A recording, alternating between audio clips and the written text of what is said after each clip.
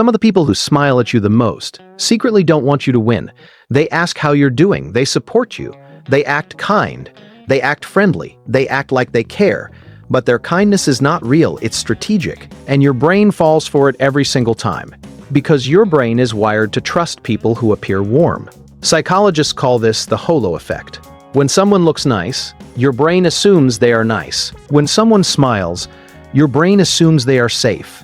But appearance is not intention, and fake nice people understand this better than anyone. They know that hostility creates resistance, but kindness creates access. Access to your trust, access to your emotions, access to your weaknesses. And once someone has access to you, they have influence over you. Here's the harsh truth people don't want to hear. Fake nice people don't reveal themselves through cruelty. They reveal themselves through consistency. Because fake kindness is not about connection.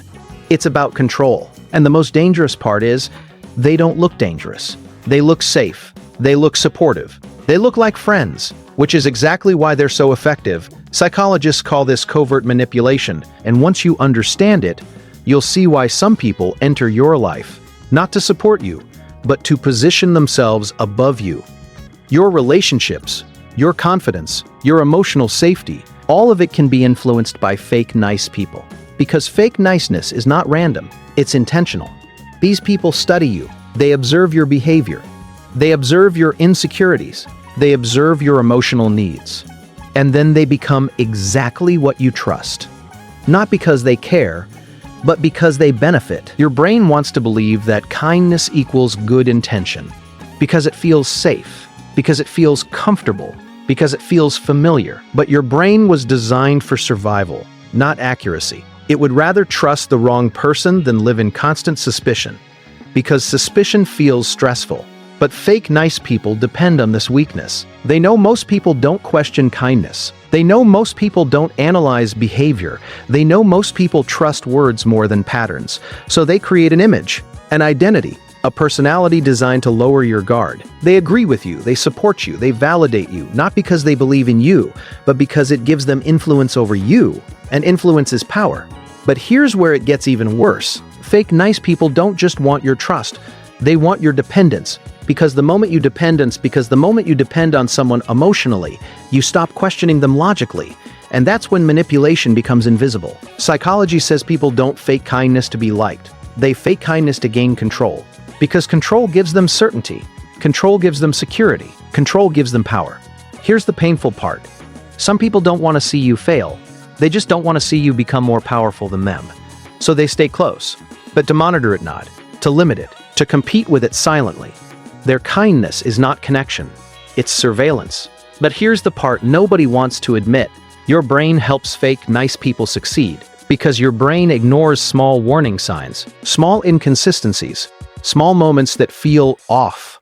Because your brain prioritizes emotional comfort over uncomfortable truth. It would rather protect your feelings than protect your future. This happens because your brain is designed to avoid conflict. Conflict feels dangerous. Conflict feels uncertain. Conflict feels uncomfortable. So your brain chooses emotional safety. Even when it's fake, your mind tells you, they're nice. But the reality is, real kindness is consistent.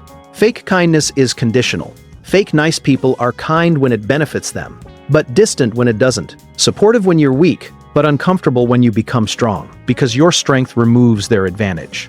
Fake nice people need psychological leverage, and leverage comes from imbalance. They want to feel slightly above you, slightly more stable, slightly more in control, because it protects their ego. They don't compete openly. They compete silently, through comparison, through subtle discouragement, through invisible influence. They might say supportive words, but their energy feels different, because intention always leaks through behavior. Your brain notices this, but your emotions suppress it. Because accepting the truth means accepting loss, loss of trust, loss of comfort, loss of illusion. And your brain hates losing illusions, because illusions feel safe. Reality feels uncertain. But fake nice people survive inside your denial. They survive inside your hesitation. They survive inside your benefit of the doubt. Because the longer you doubt yourself, the longer they maintain control. Here's the truth you've been avoiding. Not everyone who supports you wants you to win, and not everyone who smiles at you is on your side. If that made you uncomfortable, good. Because awareness destroys manipulation. If you want to break this cycle, start trusting patterns, not words. Words are easy to fake. Patterns are not. Fake nice people can control what they say, but they can't control what they repeatedly do. Watch consistency. Watch behavior during your success. Watch behavior when you stop giving them attention. Watch behavior when they gain nothing from you. Ever consistent. Fake nice people change based on advantage. Here's the mental trick that actually works. The mental trick that actually works. Stop asking, what do they say? Start asking, what do they consistently do? Because behavior reveals intention, not words. And the moment you stop trusting fake kindness blindly, you stop being psychologically controlled by it. Fake nice people don't lose power when they change. They lose power when you see them clearly, because manipulation only works on unaware minds. And now, you're aware.